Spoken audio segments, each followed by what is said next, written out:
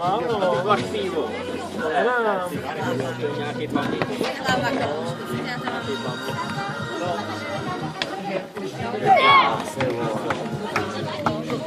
Ráz tu jde.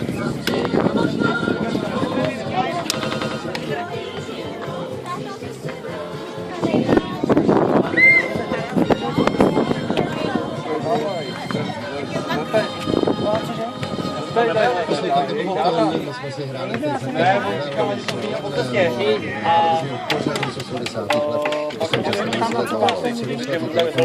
Martinu, je to tak, Martino, si jenom dobrý den, hezké odpoledne. Ano, dobrý den. Dobrý den. Tak Martino, my jsme si hráli z jakého televizního pořadu, říkala byste, nebo vám někdo napovídal, co? Jak máte pás?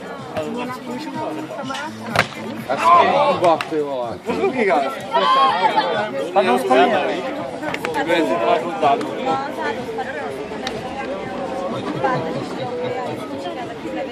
Jasně, tak je to tak. Je to tak. Vyhráli jste hezký dánek, buď to bylo kniha, DVD, nebo něco. Co mě zajímá, vy si máte, Martino, právě dneska v sobotu takhle. To nejde, ty vole, to je vrtuloid, repsoid.